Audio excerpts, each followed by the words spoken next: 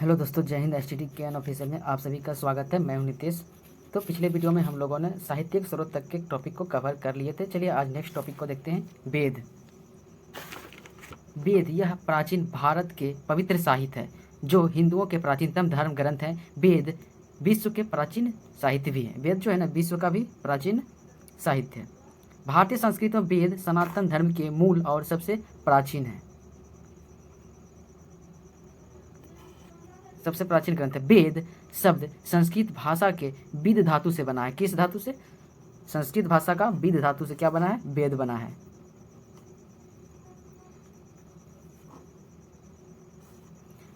वेद का अर्थ होता है जानना, वेद का शाब्दिक अर्थ होता है ज्ञान। वेद को अपौरुषेय कहा जाता है। अपौरुषेय का अर्थ होता है जिसे किसी पुरुष द्वारा लिखा ना हो। क्या? जिसे किसी पुरुष द्वारा लिखा ना हो। वेदों की रचना ईश्वर ने की है। इन्हें श्रुति भी कहते हैं। वेद की रचना किसने की है? ईश्वर ने की है। इसे क्या कहते हैं? श्रुति भी कहते हैं, जिसका अर्थ होता है सुनना। श्रुति का अर्थ क्या होता है? सुनना, यानी सुना हुआ ज्ञान। सुना हुआ ज्ञान कहा जाता है श्रुति को। भगवान से ऋषियों और ऋषियों से शिष्य और इसी तरह से आम जनों तक वेदों को के ज्ञान को पहुंचाया गया है। गुप्त काल में कृष्ण द्वैपायन वो वेद व्यास ने वेदों का संकलन किया। क्या किया? संकलन किया। देखिए, वेद व्यास जो है ना, इसी को कहते हैं कृष्ण द्वैपायन या वेद व्यास। इन्होंने वेदों का क्या किया? संकलन, मतलब सुनकर एक लिखा गया, इसी कारण इसे कहता है संकलन। भगवान के उपदेशों को सुनकर लिख कर संकलन किया गया। शुरुआत में वेद कितने थे? शुरुआत में वेद 3 थे, बाद में एक वेद को और जोड़ा गया। देखिए यहाँ लिखा भी हुआ है, प्रारंभ में वेदों की संख्या 3 थी, इसलिए इसे वेद त्रयी कहा गया।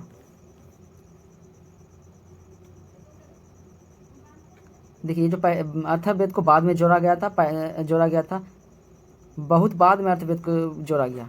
तीनों वेद की रचना होने के बाद 400 से 500 साल का गैप हो गया इस वेद को लिखने में। अथर्ववेद को लिखने में जो है ना, 4 से 500 साल का गैप हो गया था। इस गैप में 5 से 6 पीढ़ियाँ चली गई। शुरुआत में वेद 3 ही थे, इसलिए इसे वेद त्रयी कहा गया। यहाँ देखिए लिखा गया है, शुरुआत में वेद जो है 3 ही था, इस कारण इसे वेद त्रयी कहा गया। हर वेदों को अच्छे से समझने के लिए उसका एक उपवेद है। क्या? हर वेद को अच्छे से समझने के लिए उसका एक उपवेद है। चलिए इसको और अच्छे से हम डिफाइन कर देते हैं। शुरुआत में हर वेद का एक ज्ञाता है। हर वेद को अच्छे से समझने के लिए उनका एक उपवेद भी है, और उस उपवेद का एक ज्ञाता है। उसके बाद हर वेद का एक ब्राह्मण ग्रंथ है। किसी किसी का तो 2 भी ब्राह्मण ग्रंथ है, किसी किसी का 2 भी ब्राह्मण ग्रंथ है। देखिए क्वेश्चन यहाँ पूछता है कि वेद त्रयी में किसे नहीं रखा गया? तो अथर्ववेद को वेद त्रयी में नहीं रखा गया। अथर्ववेद को बाद में शामिल किया गया, इसलिए इसे वेद त्रयी में नहीं रखा गया है।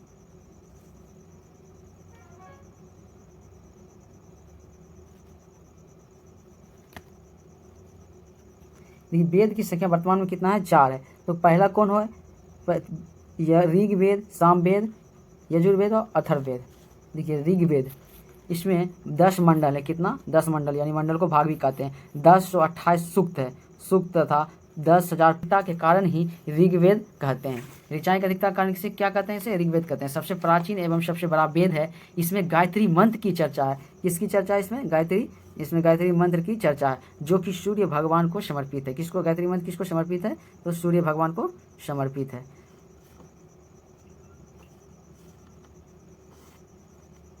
पहली बार शूद्र का प्रयोग किस में हुआ था? तो ऋग्वेद में हुआ था। शूद्र जो है ना, शूद्र किसे कहता है? नीचे जाति को शूद्र कहा जाता है।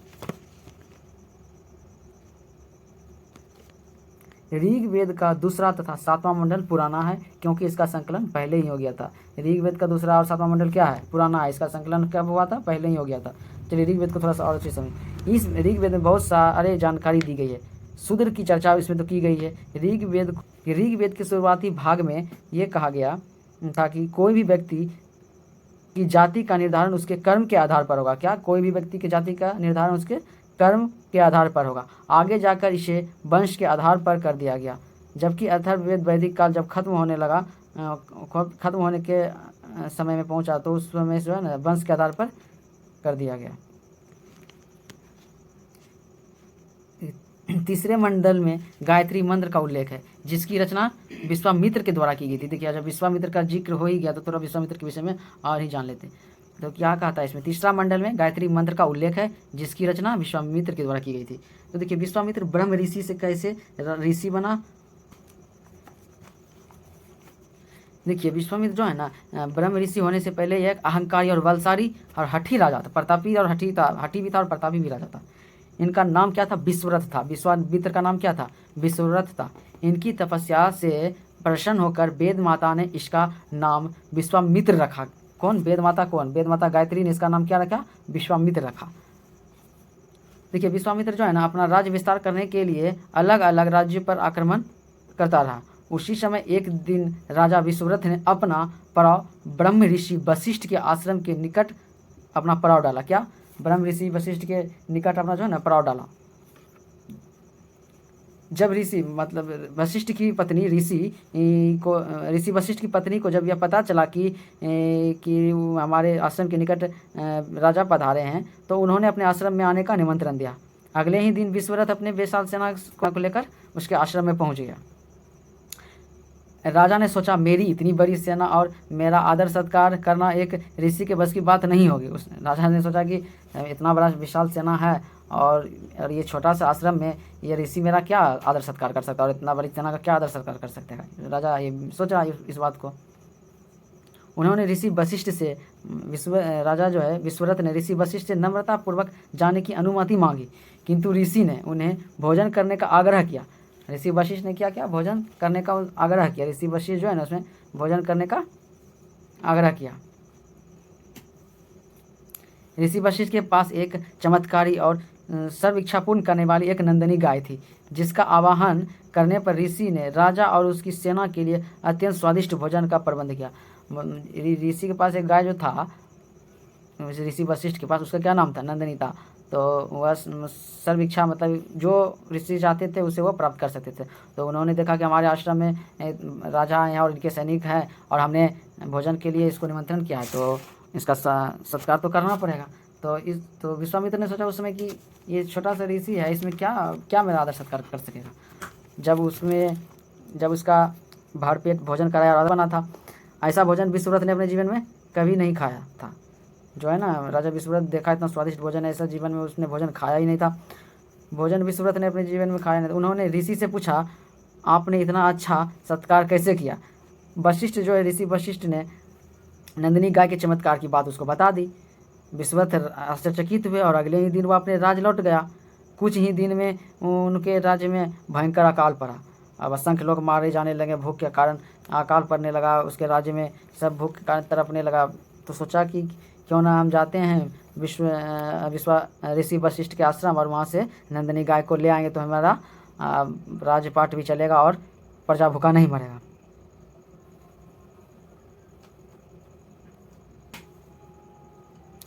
तो राजा वशिष्ठ विश्वामित्र जो है ना नंदिनी गाय को वशिष्ठ मांगा। उसके आश्रम पहुंचकर विश्वामित्र को देने से इनकार कर दिया। ऋषि वशिष्ठ जो है ना इसको इनकार कर दिया, किसको, विश्वामित्र को अपने गाय नंदिनी को देने से इनकार कर दिया। तो विश्वामित्र जो है नंदिनी गाय को बलपूर्वक पकड़ने का प्रयास किया। पहले तो उसका नाम विश्वरथ था, विश्वामित्र तो बाद में बना। जब ये पूर्ण रूपेण ऋषि बन गए तो इन्हें विश्वामित्र कहा गया। जब पकड़ने का प्रयास किया तो किंतु नंदिनी ने अपने योग बल से, वो तो चमत्कारी गाय थी, तो नंदिनी अपने योग बल, युद्ध कौशल भी था इसके साथ। ऋषि अकेला क्या करता, तो उसकी जो गाय था सर्व इच्छा संपन्न पूर्ण करने वाली थी। तो देखा अब इसको खींच के लेके जाने लगा नंदिनी को। तो विश्वामित्र ने सोचा कि इसको लेके चला जाए, तो रक्षा करने के लिए वो आवाहन किया। बस वो जो है ना सर्व इच्छा पूर्ण गाय जो है जो नंदिनी, उसने युद्ध करने के लिए भयंकर सब योद्धा को उत्पन्न किया। क्या किया, वो सब जो है ना भयंकर योद्धा को उत्पन्न किया और लड़ने लगा। अब विश्वरथ जो है ना उनके सैनिकों से हार गया, गाली उसका शुरू कर दिया। विश्वरथ को जो अपना हार का सामना करना पड़ा था।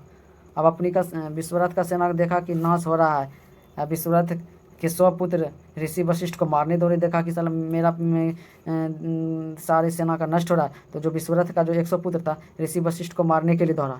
ऋषि वशिष्ठ ने उनमें से एक पुत्र को छोड़कर, मतलब कि ऋषि वशिष्ठ जो है एक पुत्र को छोड़ दिया और सभी को अपने क्रोधाग्नि में भस्म कर दिया। क्रोधाग्नि में देखा भस्म कर दिया। अपनी सेना और पुत्रों का नाश हो जाने पर राजा विश्वव्रत बहुत दुखी हुए और उन्होंने अपने बचे पुत्र का राज्याभिषेक किया और वशिष्ठ को हराकर नंदिनी गाय प्राप्त करना चाहता था। तो उसने कठोर तपस्या करने के लिए चला गया। ब्रह्मा जी को प्रश्न किया उसने। कठोर तपस्या करने के दौरान ब्रह्मा जी को प्रसन्न किया और वरदान स्वरूप जो है ना तपस्या जब करने गया ही तो इसने इतना घोर तपस्या की, ब्रह्मदेव को प्रसन्न किया और घोर तपस्या करने के बाद जो है ब्रह्मदेव प्रसन्न हुए। इससे आशीर्वाद वरदान स्वरूप जो है ना इसमें सारे दैवीय शक्ति और अस्त्र शस्त्र मांग लिए। विश्वामित्र जो है किससे ये सब मांग लिए? ब्रह्मा जी से प्रसन्न करके। अब ब्रह्मा जी ने उसे सारी शक्तियाँ प्रदान कर दिया और विश्वव्रत शक्तियों के प्रदान होने से और ज़्यादा अहंकारी हो गया। पुनः वह ऋषि वशिष्ठ के आश्रम पहुँचे और नंदिनी को मांगा। वशिष्ठ ने फिर उसका विरोध किया। ऋषि वशिष्ठ, विश्वामित्र और ऋषि वशिष्ठ के साथ भयंकर युद्ध हुआ। अब पुनः विश्वामित्र हार गया ऋषि से। ऋषि तो ब्रह्म ऋषि थे, तो ऋषि वशिष्ठ ने उसको फिर समझाया कि अहंकार और हठ का त्याग करिए। किंतु विश्वव्रत ने जो है ना ऋषि वशिष्ठ को चुनौती दी कि राज्य ऋषि से ब्रह्म ऋषि बनकर दिखाएंगे और फिर नंदिनी को लेकर जाएंगे। ये जो है ना विश्वामित्र है ऋषि वशिष्ठ को चुनौती दिया कि हम राज्य ऋषि से ब्रह्म ऋषि बनकर आपको दिखाएंगे, तब उसके गाय फिर लेके जाएंगे। तो विश्वामित्र ने पुनः घोर तपस्या के लिए फिर वो चले गए जंगल में, फिर घोर तपस्या किया। इस बार वो तपस्या लीन होकर उसके होते हुए उनके हृदय से उन्होंने माँ गायत्री को प्रकट किया। मतलब इतना घोर तपस्या किया कि वह सूर्य देव के जो ज्वलंत आँख है, मतलब उनका तेज से सूर्य देव ताप के तो देवता हैं ही ना, तो उसके आँख के प्रवेश के द्वार से उसने माँ गायत्री को प्रसन्न किया और वरदान पाया। माँ गायत्री जो है ना उससे प्रसन्न होकर उसे वरदान दिया और जो प्रसन्न हुआ माँ गायत्री तो इसने उन विश्वामित्र ने क्या किया, वैदिक शब्दों जो वैदिक का शब्द होता है उससे उसका को वस्त्र बनाकर माँ गायत्री को पहनाया। उन्होंने संसार को सुख, शांति और संपत्ति का वरदान दिया। माँ गायत्री ने प्रसन्न होकर विश्वव्रत का नाम, देखिए भाई जो घोर तपस्या करने के बाद माँ गायत्री प्रसन्न हो गई और विश्वव्रत को जो है ना विश्वामित्र नाम दिया। क्या? विश्वामित्र नाम। इसी बीच इक्ष्वाकु वंश के राजा जो हैं, इसी बीच कौन है? इक्ष्वाकु वंश के राजा सत्यव्रत, जो कि राजा हरिश्चंद्र के पिता थे। कौन? राजा हरिश्चंद्र के पिता कौन थे? सत्यव्रत, और इक्ष्वाकु वंश से संबंधित थे। हरिश्चंद्र का राज्याभिषेक करके उन्हें राजा बना दिया। कौन? विश्वामित्र, सत्यव्रत जो है ना हरिश्चंद्र का राज्याभिषेक करके राजा बना दिया। सत्यव्रत की इच्छा थी कि वह सशरीर स्वर्ग जाना चाहता था। वो चाहता था कि हम पूरा मतलब जीवित ही स्वर्ग पहुंच जाए।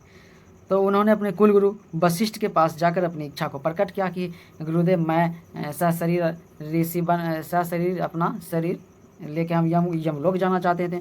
ऋषि वशिष्ठ ने इसे मना कर दिया कि ये प्रकृति के विरुद्ध है, ऐसा नहीं कर सकते। हालांकि वो कर सकते थे, वो ब्रह्म ऋषि थे, उनके पास बहुत ज्ञान और विद्या थे, वो अपने योग विद्या से उसे वो पहुंचा सकते, लेकिन यह प्रकृति का उल्लंघन होता, क्योंकि आज तक कभी जिंदा व्यक्ति वहाँ नहीं गया था। फिर भी जो है ना इसकी इच्छा था राजा सत्यव्रत का। तो राजा सत्यव्रत ने क्या किया, देखिए राजा सत्यव्रत ने क्या किया। वशिष्ठ का जो ज्येष्ठ पुत्र था, एक शक्ति नाम था उनका, वशिष्ठ का ज्येष्ठ पुत्र कौन था? शक्ति। उनके पास गया और उसने अपनी इच्छा जाहिर की, मुझे सशरीर, तो अपनी इच्छा को प्रकट किया शक्ति के पास और शक्ति को लोभ भी दिया। कहा कि बहुत धन देंगे और वशिष्ठ से भी आप बड़ा ऋषि बनने का उसको प्रलोभन दिया। तो शक्ति जो क्रोधित हो गया और उन्हें श्राप दे दिया। श्राप दिया का चंडाल होने का श्राप दे दिया। क्या? चंडाल होने का श्राप दे दिया उसको। चंडाल को त्रिशंकु कहते हैं। अब दुखी हो गया ये सत्यव्रत कि हम आए यहाँ, क्या सोच कर हो गया मेरे साथ, क्या उसको श्राप मिल गया? श्राप तो मिलना था नहीं था, लेकिन उसको श्राप मिला। त्रिशंकु जब पता चला कि त्रिशंकु को जब यह बात पता चला कि विश्वामित्र और गुरु वशिष्ठ के बीच अनबन है, तो वो जो है ना पहुंच गया किसके पास? दौड़ता हुआ विश्वामित्र के पास पहुंच गया। विश्वामित्र ने उसे क्या कहा, देख जब पूरा बात सुनाया, ऐसा ऐसा मेरे साथ हुआ है और गुरु वशिष्ठ ने हमको मना कर दिया और उसके पुत्र के पास गए तो वो भी जो है हमको श्राप दे दिया। तो विश्वामित्र से पहले तो वशिष्ठ को अनबन था ही नंदिनी गाय को लेकर। विश्वामित्र ने उसे शरीर स्वर्ग भेजने का वचन दे दिया।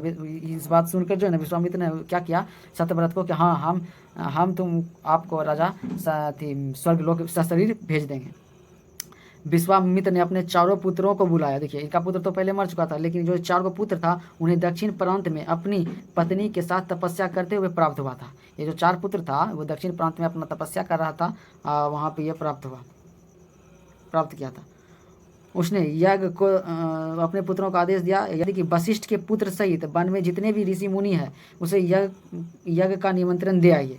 अब देखिए, जब ये लोग गए निमंत्रण देने, वशिष्ठ के पुत्रों ने, मतलब कि वशिष्ठ का जो पुत्र था, यज्ञ का कर मना कर दिया कि जिस यज्ञ का यजमान चंडाल हो और पुरोहित क्षत्रिय हो, मतलब पुरोहित मतलब पंडित होता है, क्षत्रिय हो, उस यज्ञ में हम नहीं जाएंगे।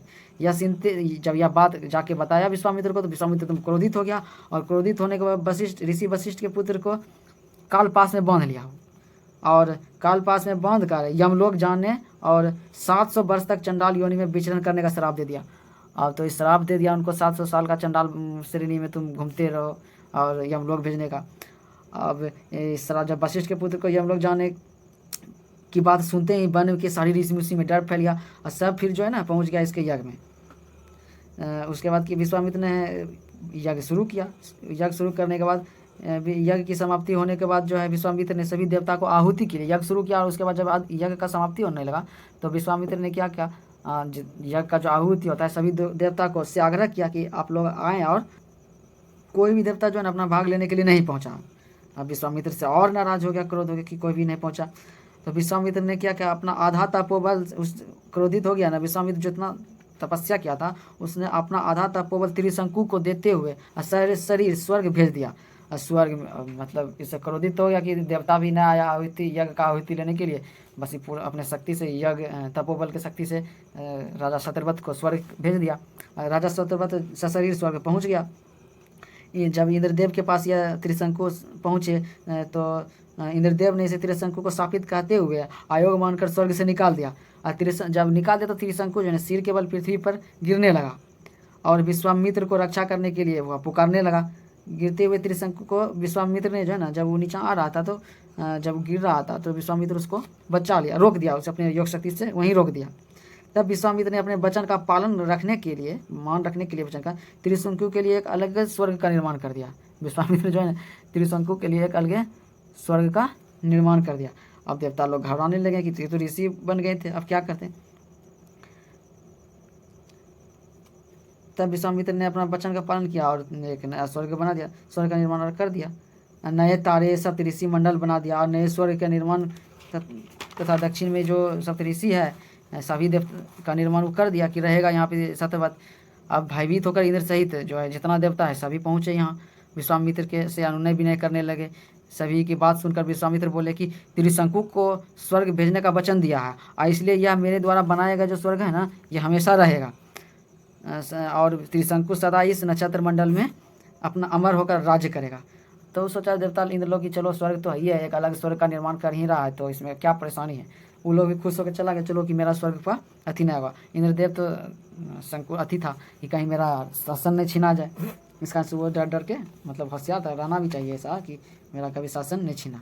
वो एकदम सचेत रहता था कि वो जब उसको शासन का समय आता था, कोई भी ब्रह्म राक्षस जब हमला करता तो वो अपना शासन के लिए, राज सिंहासन बचाने के लिए कोई न कोई दिमाग लगा ही देता था।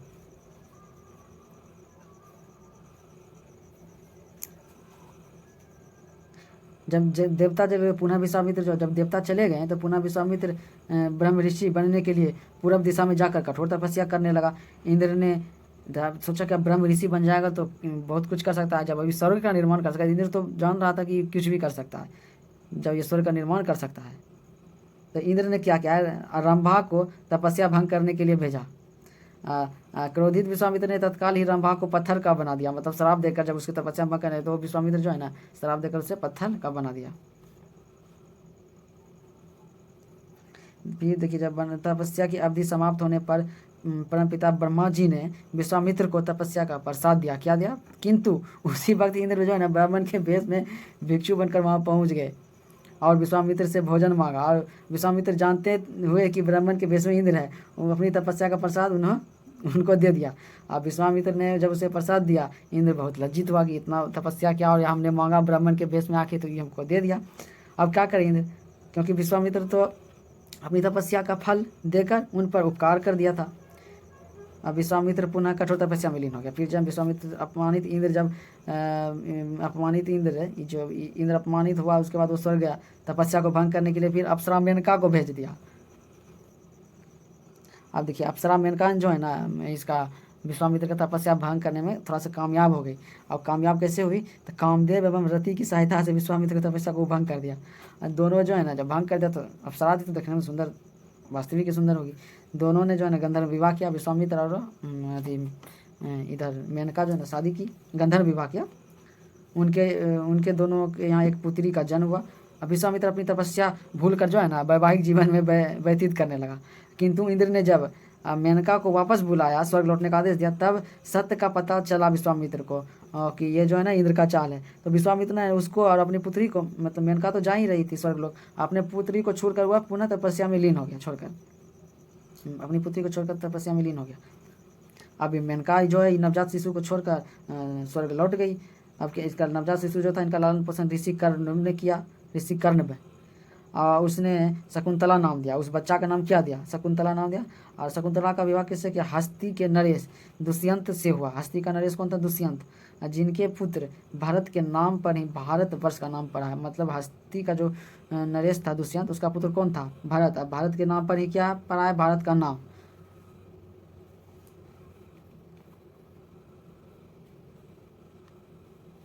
देखिए विश्वामित्र अपनी कठोर तपस्या के विश्वरथ से विश्वामित्र बना, राज ऋषि से महर्षि और महर्षि से ब्रह्म ऋषि बन गया।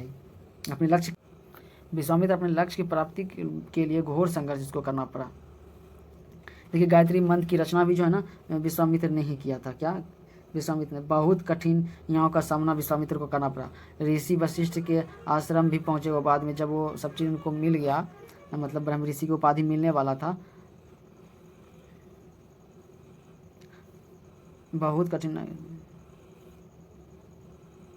देखिए वहाँ जब ब्रह्मा जी इस पर प्रसन्न हुए ना विश्वामित्र पर, तो ब्रह्मा जी प्रसन्न हुए तो इसने बोला मांगा वर खुश होकर, क्योंकि हम आपको महर्षि बनने का वरदान घोषित करते हैं ब्रह्मा जी। तो लेकिन विश्वामित्र ने जो है ना ब्रह्म जी से कहा मुझे जो है ना ब्रह्म ऋषि की उपाधि चाहिए। और ब्रह्म ऋषि का उपाधि तभी मिलता जब ब्रह्म ऋषि वशिष्ठ उसको आशीर्वाद देता। तो विश्वामित्र ने बोला जाइए आप जो है ना ब्रह्म ऋषि वशिष्ठ का आशीर्वाद लेंगे। और विश्वामित्र का इच्छा भी था कि हमको वह जो है ना ऋषि वशिष्ठ ही ब्रह्म ऋषि घोषित करे। तो वो जो है ना वहाँ से फिर ऋषि वशिष्ठ के आश्रम पहुँचे। ऋषि वशिष्ठ अपनी पत्नी अरुंधति के साथ कुछ बात कर रहे होंगे। विश्वामित्र ने देखा कि दोनों बात कर रहा है तो छुप के सुनने का प्रयास किया। तो जब दोनों के बाद विश्वामित्र सुना, तब विश्वामित्र को यह बात का पता चला कि इस ज्ञान की यात्रा के दौरान सदैव विश्वामित्र की सहायता ऋषि वशिष्ठ करते रहा, वो ज्ञान प्राप्ति के कारण। तो इस भूल का उसे विश्वामित्र को जब देखा ऋषि वशिष्ठ की विश्वामित्र अपने शरीर को दीवार में पटक रहा, उसे अपना गलती का एहसास हो गया कि हम इसके साथ क्या किया, और हमारे लिए ये जो है मार्ग प्रशस्त करते रहा ताकि हम ऋषि बन सकें, ब्रह्म ऋषि। और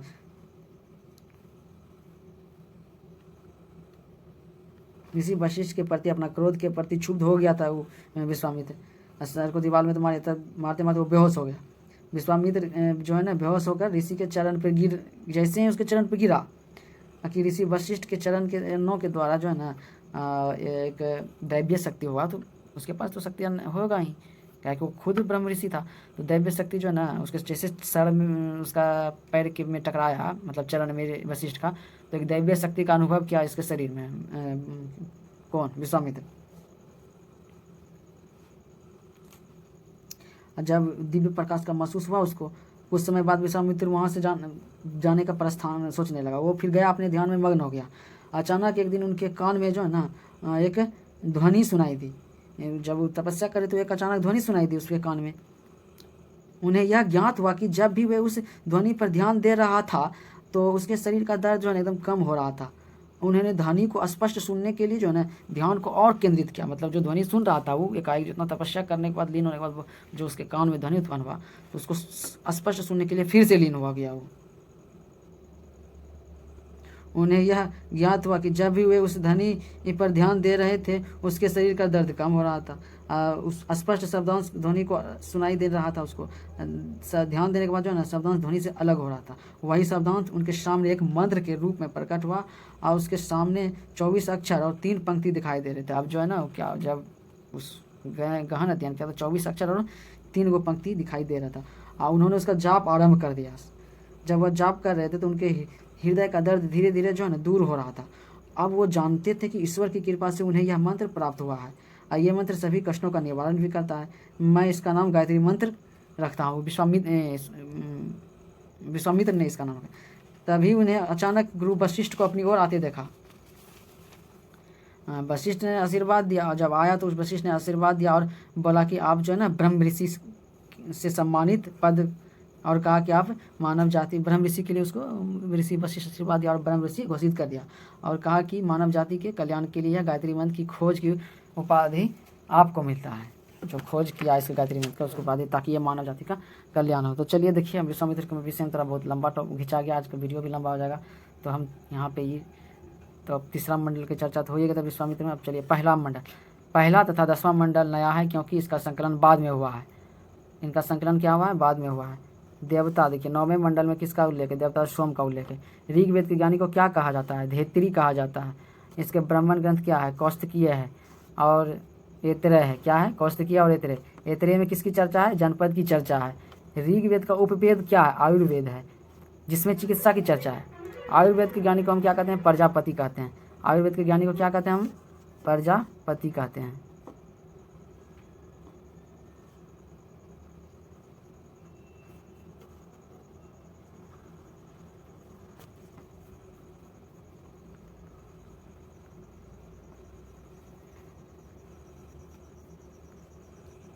अब देखिए दूसरा आ गया सामवेद।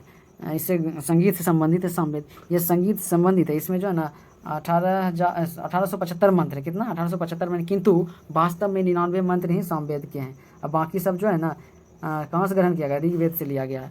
सामवेद में भारतीय संगीत के 7 स्वर हैं। कौन कौन 7 स्वर है सामवेद में? भारतीय संगीत के सा रे गा मा पा धा नी की चर्चा है। किसकी? पा धा नी की चर्चा है। ये संगीत के समय गाए जाते हैं। किसके समय? संगीत के समय गाए जाते हैं। सामवेद के ज्ञानी को क्या कहा जाता है? उद्गाथा। सामवेद के ज्ञानी को क्या कहता है? उद्गाथा। ब्राह्मण ग्रंथ क्या है? पंचवीस है। ब्राह्मण ग्रंथ क्या है? पंचवीस है इसका। उपवेद क्या है? गंधर्व वेद है। किसका? सामवेद का उपवेद क्या है? गंधर्व वेद। गंधर्व वेद के ज्ञानी को नारद कहते हैं। गंधर्व वेद के ज्ञानी को हम लोग नारद कहते हैं। चलिए अब यजुर्वेद से को देखते हैं। यजुर्वेद या युद्ध और यज्ञ से संबंधित है। यजुर्वेद में मंत्र 990 हैं। इसमें युद्ध एवं कर्म कांड की चर्चा है। किसका चर्चा है? युद्ध एवं कर्म कांड की चर्चा है। अब देखिए यजुर्वेद को भी 2 भाग में बांटते हैं। एक होता है कृष्ण यजुर्वेद जिसे गद्य कहते हैं, और दूसरा शुक्ल यजुर्वेद जिसे पद कहते हैं। यजुर्वेद के ज्ञानी को क्या कहा जाता है? अधर्यु। और यजुर्वेद का उपवेद क्या है? धनुर्वेद है। धनुर्वेद के ज्ञानी को विश्वामित्र कहते हैं। यहाँ तक वैदिक काल में हुई, उत्तर वैदिक काल में अर्थवेद की रचना हुई। देखिए अर्थवेद में 6000 मंत्र है। इसमें जो है ना जादू, टोना, वशीकरण इत्यादि की चर्चा है। अथर्ववेद के ज्ञानी को हम क्या कहते हैं? ब्रह्म कहते हैं। अथर्ववेद के ज्ञानी क्या कहते हैं? ब्रह्मा कहते हैं। ब्राह्मण ग्रंथ क्या है इसका? गोपथ। अथर्ववेद का उपवेद क्या है? शिल्पवेद। इसके ज्ञानी को क्या कहते हैं? विश्वकर्मा। क्या कहते हैं? विश्वकर्मा। किसके ज्ञानी? शिल्पवेद के ज्ञानी को। अथर्ववेद का उपवेद क्या है? शिल्पवेद है। ज्ञानी विश्वकर्मा। ब्राह्मण ग्रंथ कौन है? अथर्ववेद का गोपथ। देखिए अब आरण्यक। आरण्यक वैसी पुस्तक जिसकी रचना कहाँ? जंगल में की होगी, वह क्या कहलाता है? आरण्यक कहलाता है। आरण्यक किसको कहते हैं? वैसी पुस्तक जिसकी रचना जंगल में की होगी, वह क्या कहलाता है? आरण्यक। अथर्ववेद को छोड़कर सभी पुस्तक आरण्यक है। जितना भी पुस्तक लिखा है अथर्ववेद को छोड़कर सब जंगल में लिखा है। ऋग्वेद, सामवेद, यजुर्वेद, ये तीनों जो है ना कहाँ लिखाया था? जंगल में। और अथर्ववेद बाद में हुआ। इसे वेतरई में भी नहीं रखा गया है इसको। देखिए वेदांग। वेद को भली भांति समझने के लिए वेदांग की रचना की है। किसको समझने के लिए? वेद को समझने के लिए। वेद को समझने के लिए वेदांग की रचना की। वेदांग की संख्या कितनी है? 6 संख्या है। देखिए इसका ट्रिक है। ब्याजो निशिकच्छ, मतलब ब्याजो मतलब ब्याज मतलब व्याकरण, जो मतलब ज्योतिष, नी मतलब निरुक्तर, शिक्षा, सी मतलब शिक्षा, का मतलब कल्प, और छ मतलब छंद। कितना? वेदांग को 6 भाग में बांटा गया। व्याकरण, ज्योतिष, निरुक्त, शिक्षा, कल्प और छंद। व्याकरण। चलिए व्याकरण के विषय में देखते हैं। इससे प्राकृतिक और प्रत्यय आदि के योग से शब्दों की सिद्धि और उदात हुआ है। क्या? शब्दों की सिद्धि और उदात, अनुनाद और तथा स्वरित हुआ। देखिए उदात मतलब क्या होता है? उदात का मतलब श्रेष्ठ या महान बोलते हैं। अनुनाद का मतलब अनुपयोगी होता है, तथा स्वरित स्वर की स्थिति का बोध होता है। वेद शास्त्रों का प्रयोजन जानने तथा शब्दों का यथार्थ ज्ञान हो सके, अतः इसका अध्ययन आवश्यक है। किसका अध्ययन आवश्यक है? इस व्याकरण का अध्ययन की, ताकि वेद शास्त्र का शब्द को आसानी से यथार्थ ज्ञान हो सके और समझ भी सके।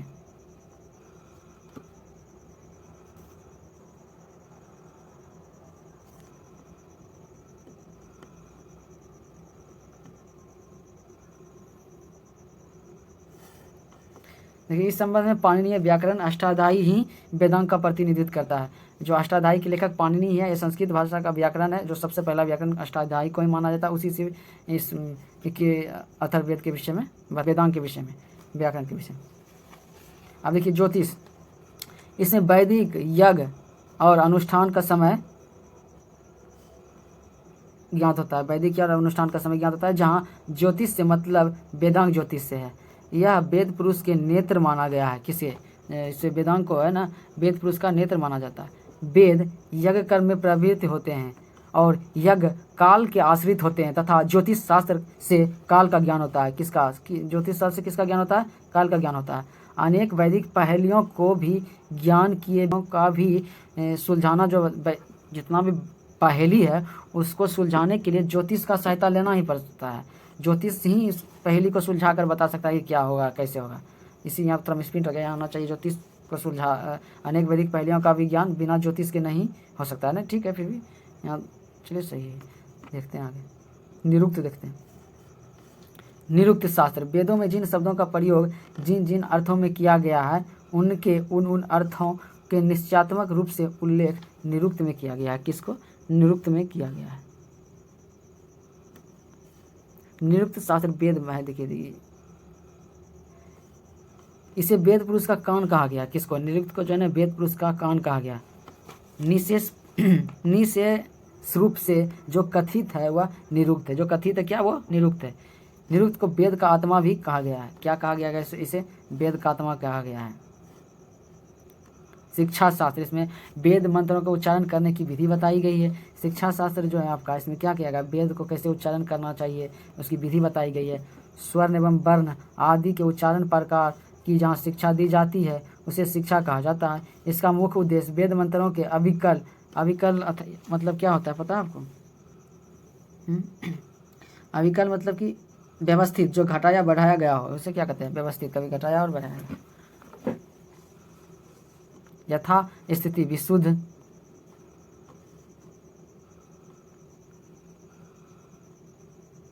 यथास्थिति विशुद्ध उच्चारण किए जाने का है। शिक्षा का उद्भव और विकास वैदिक मंत्रों के शुद्ध उच्चारण और उनके द्वारा उनकी रक्षा के उद्देश्य से हुआ है। इसका जो है ना रक्षा के उद्देश्य से इसका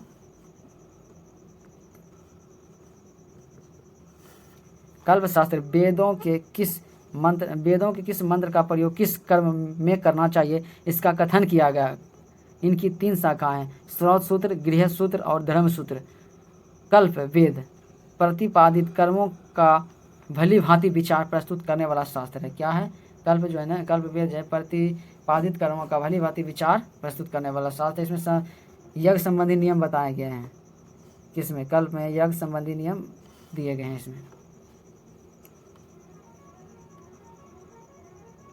इसमें देखिए क्या कहता है? वेद के किसी मंत्र का प्रयोग किस कर्म में करना चाहिए वो देखता है यहाँ पे। 3 शाखाएं, श्रौत सूत्र, गृह सूत्र, धर्म सूत्र।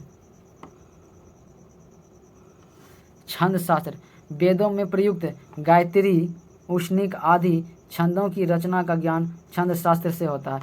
इसे वेद पुरुष का पैर कहा गया है। छंद को क्या कहा गया है? वेद पुरुष का पैर कहा गया। छंद वेदों के आवरण है। छंद न्याताक्षर वाले होते हैं। इसका उद्देश्य वैदिक मंत्रों के समुचित पाठ की सुरक्षा करना है। इसका क्या? वैदिक मंत्रों का समुचित पाठ का सुरक्षा करना। हालांकि सब नहीं पूछता, लेकिन जानकारी के लिए बता दें। यहाँ देखिए पुराण से कुछ इससे जरूर पूछता है कि पुराण की रचना किसने किया था? वेद व्यास तथा उग्र सर्वा ने। किसने? वेद व्यास तथा उग्र सर्वा ने। पुराण की संख्या कितना है?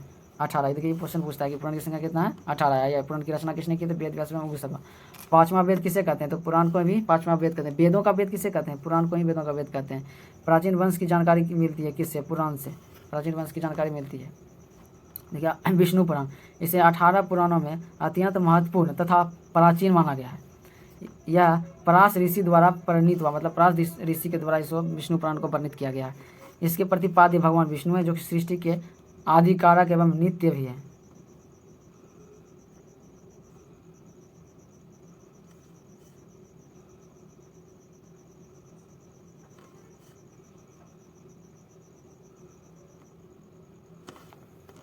देखिए अक्षय और अव्यय तथा एक रस है। इस पुराण में आकाश आदि भूतों का परिमाण, समुद्र, सूर्य आदि का परिमाण, पर्वत, देवता आदि की उत्पत्ति, मनवंतर, कल्प, विभाग, संपूर्ण धर्म एवं देव ऋषि एवं तथा राज ऋषि के चरित्र का विवरण है। इसमें देखिए कितना कितना प्रकार का थी है। अक्षय है, अवयव है, एक रस है, अक्षय अवयव तथा एक रस, पुराण में आकाश आदि भूतों का परिमाण है, समुद्र सूर्य का परिणाम है, पर्वत देवता का उत्पत्ति का है, ये सब का राजा देखिए देव ऋषि तथा राज ऋषि का चरित्र का वर्णन है।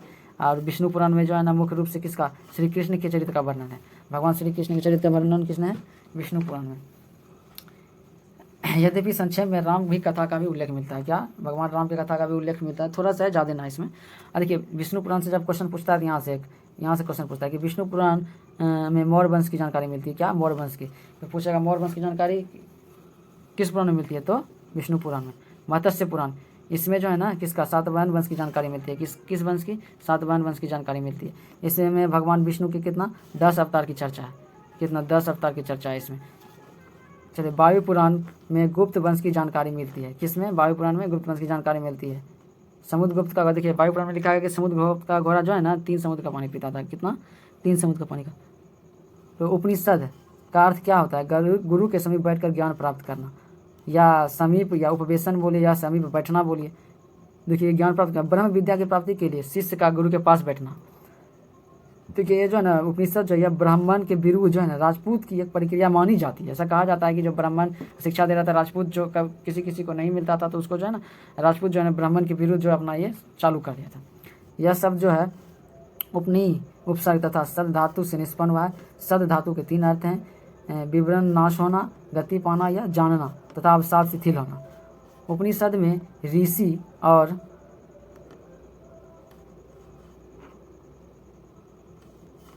शिष्य के बीच सुंदर एवं गूढ़ संवाद है जो पाठक को वेद के मर्म तक पहुंचाता है। देखिए इतना कितना बढ़िया किया, क्या कहा गया है, इस शिष्य के बीच जो है ना सुंदर और गूढ़ संवाद है जो मर्म तक पहुंचाता है। उपनिषद की संख्या कितना है, 108 है, किंतु जो है ना 13 उपनिषद को मान्यता प्राप्त है अभी तक। देखिए बृहदनारायण उपनिषद यह सबसे बड़ा तथा प्राचीन भी है, सबसे बड़ा तथा प्राचीन है। क्या, बृहद उपनिषद जो है ना सबसे बड़ा और प्राचीन है। कठोपनिषद, क्या, इसमें यम एवं नचिकेता की चर्चा है। इसमें ओम शब्द के महत्व को दर्शाया गया। किसमें, कठोपनिषद में किसका महत्व दर्शाया गया, ओम शब्द का। और यम नचिकेता की चर्चा किसमें है, कठोपनिषद में। यमराज और नचिकेता के प्रश्न और प्रति प्रश्न का रूप में भी इसमें वर्णित किया गया। नचिकेता के पिता ऋषि और उनके पुत्र कौन थे, उद्दालक। यह लौकिक कृति की इच्छा से विश्वजीत मतलब विश्व को जीतने वाला यज्ञ का जो है ना क्या करता था, अनुष्ठान करता था। मतलब अनुष्ठान करते हैं, याजक अपनी समग्र संपत्ति का दान कर दे। यह अनुष्ठान का नियम होता है कि जो है ना जो भी यज्ञ करेगा अपनी समस्त संपत्ति का दान कर देगा। यह जो है इस यज्ञ का प्रमुख विधि था। इस विधि का अनुसरण करते हुए उसने अपनी सारी संपत्ति को दान कर दी। वह निर्धन था, इसलिए उसके पास जो भी था वो दान कर रहा था। उसके पास कुछ गाय थे पितोदक, मतलब जो कि जल पी चुकी है, जगद्री जो कि घास खा चुकी है, अर्थात जिसमें घास खाने का सामर्थ्य ही नहीं हो। दूध दोहा, इसका मतलब कि जिसका दूध जो है ना दूह लिया गया। निरिंद्रिय, इसकी जो है ना प्रजनन शक्ति समाप्त हो गई और दुर्बल भी थी। नचिकेता ने जब देखा कि उसका पिता जो है ना ऐसी गाय को दान में दे रहा है जो कि उसका मन जाग उठा, मतलब जो है ना उसका मन जाग उठा कि ऐसी गाय है कि दान से फ़ायदा क्या होगा, ये तो दान के शरीर में आएगा नहीं, ऐसा दान तो स्वीकार ही ना होगा और ना मेरे पिता को यज्ञ सफल होगा। और यह सोचकर नचिकेता ने अपने पिता से कहा कि इस प्रकार दान से तो आपका यज्ञ सफल नहीं होगा और ना आपकी आत्मा का अभ्युदय होगा। अगर दान करना ही है तो आपको अपने सबसे प्रिय पुत्र का प्रिय वस्तु का दान करना चाहिए। ये 3-4 बार दोहराया। इसके पिता जो है ना सुन नहीं रहा था, इसकी बात को अनसुना कर रहा था। लेकिन नचिकेता जो है ना दोहराया कि आप ऐसा दान करने से आपको क्या फ़ायदा होगा जब आपको लाभ ही नहीं मिलेगा। दान करना है तो अपने को प्रिय वस्तु का दान कीजिए। तो पुत्र की प्रिय क्या हो सकता है, पिता के लिए पुत्र के से बढ़कर क्या हो सकता है। आप सच तो जो है नचिकेता वाला, आप सचमुच में दान की भावना है तो आप मुझे दान कर दीजिए।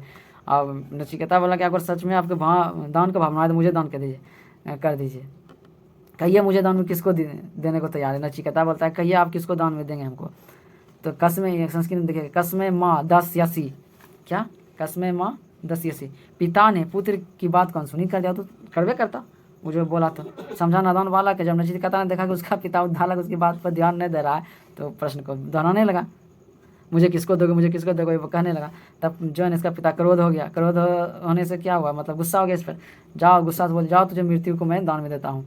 संस्कृत में मृत्यु अवे तुम ददामी, जा। नचिकेता को अब तो दान में दे दिया।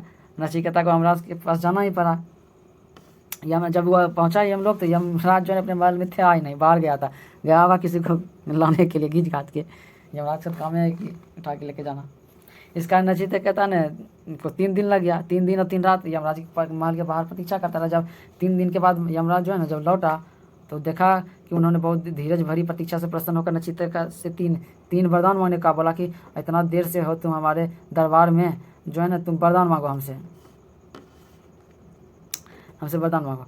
कहा नचिकेता ने तो पहला वरदान में कहा कि जब हम घर वापस पहुँचे ना तो उसका पिता उसको स्वीकार कर ले और उसके पिता का क्रोध शांत हो जाए। और दूसरा वरदान जब नचिकेता मांगा तो दूसरे वरदान में क्या कहता है, देखिए नचिकेता ने जानना चाहा कि क्या देवी देवता स्वर्ग में अजर अमर रहते हैं और निर्भय होकर विचरण करते हैं। तब यमराज ने नचिकेता को अग्नि का ज्ञान दिया। जब ये प्रश्न किया कि देवी देवता स्वर्ग में विचरण करते हैं और अजर अमर है, तो इसका जो है ना यमराज ज्ञान जो दिया, अग्नि का ज्ञान दिया, तो उस ज्ञान से समझ गया, जिससे क्या कहता है नचिकेता अग्नि भी कहते हैं। अब देखिए तीसरा वरदान में नचिकेता ने पूछा कि हे यमराज, ये पूछा है कि यमराज सुना है कि आत्मा अजर अमर है, मतलब पूछा हे यमराज हमने सुना है कि आत्मा अजर अमर है, मृत्यु एवं जीवन का चक्र चलता रहता है, लेकिन आत्मा न कभी जन्म लेती है और ना ही कभी मरती है। नचिकेता ने पूछा कि इस मृत्यु एवं जन्म का रहस्य क्या है, इस चक्र के से बाहर आने का कोई उपाय बताए। तब यमराज ने कहा कि यह प्रश्न मत पूछो। यमराज कहा कि ये प्रश्न मैं तुझे अपार धन संपदा दूंगा, राज दूंगा, इस प्रश्न के बदले तुम और कुछ मांग लो हमसे। नचिकेता लेकिन अडिग रहना है, उसको यही सवाल करता है। यमराज ने नचिकेता को क्या दिया, आत्मज्ञान दिया। नचिकेता द्वारा प्राप्त किया गया आत्मज्ञान आदि प्रसंजिक और विश्व प्रसिद्ध है। ये सत्य की हमेशा प्रासंगिक होता है, सत्य को दबा नहीं सकते हैं, ये निकलना तय है। सत्य बोलने पर कठिनाई का सामना भी झेलना पड़ता है। मुंडिको उपनिषद में देखिए सत्यमेव जयते की चर्चा है मुंडिको उपनिषद से। वीडियो बहुत लंबा हो गया, आज के लिए इतना ही। वीडियो को पसंद आए तो लाइक एवं सब्सक्राइब कीजिए, शेयर कीजिए, चैनल को सब्सक्राइब कीजिए। जय हिंद।